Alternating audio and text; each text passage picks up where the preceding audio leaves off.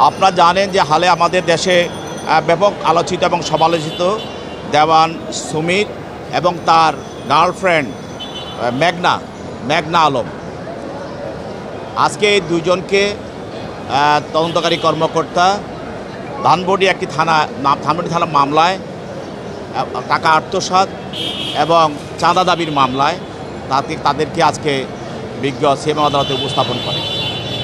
এই মামলায় তদন্তকারী কর্মকর্তা আদালতকে বলেন যে দেওয়ান সুমির তিনি তার সব সহযোগী লোকদেরকে নিয়ে ধানমন্ডিতে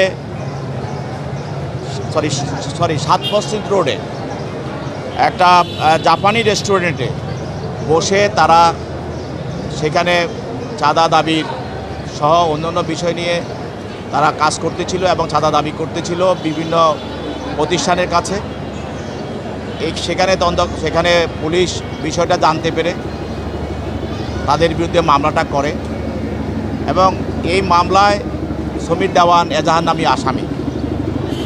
এছাড়াও এর আগে আপনারা জানেন যে সমীর দেওয়ানের বিরুদ্ধে বাটারা থানা একটা মামলা করা হয়েছিল। সেই বাটারা থানা মামলাটিও চাঁদাবাজির মামলা।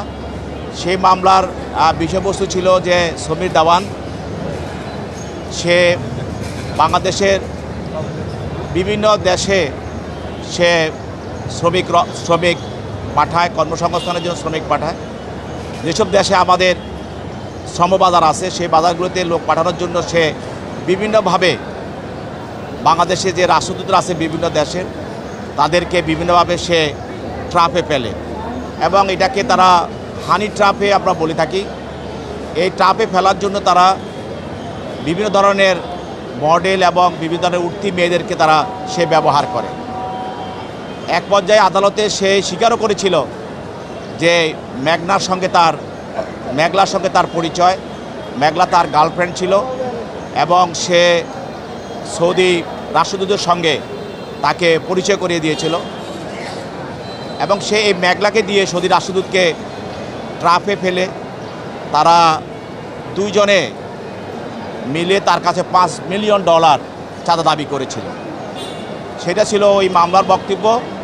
আজকেও এই মামলায় যেহেতু মেঘলা এই সমীর দেওয়ানের ভাষ্যমতে তার একজন সহযোগী এবং তদন্তকারী কর্মকর্তা বিভিন্নভাবে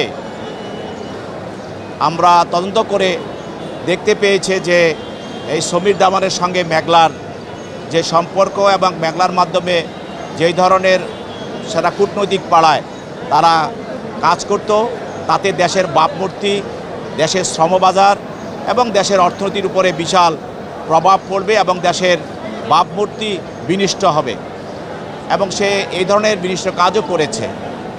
তো আজকে যে এই মামলায় যেহেতু সমীর দেওয়ান এজাহার নামী আসামি তাকে গ্রেপ্তার দেখানো হয় এবং তার বিরুদ্ধে 7 দিনের রিমান্ড প্রার্থনা করা হয়।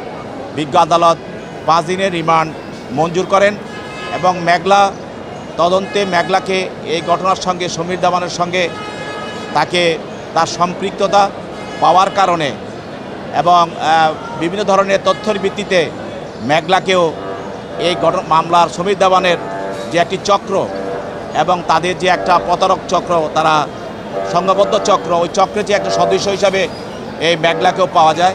সেই জন্য তাকে আজকের এই মামলাও তাকে গ্রেপ্তার দেখানোর জন্য প্রার্থনা করে এবং বিজ্ঞ আদালত তাকে গ্রেপ্তার দেখিয়ে জেল আদালতে প্রেরণ করেন আর সমীর দেওয়ানকে 5 দিনের রিমান্ড মঞ্জুর করে আরও জিজ্ঞাসাবাদ করার জন্য তদন্তকারী কর্মকর্তাকে অনুমতি প্রদান করে। আরও কোনো তথ্য পাওয়া গেছে কিনা? শুধু কি সৌদি আরবের রাষ্ট্রদূত এছাড়া আর কেউ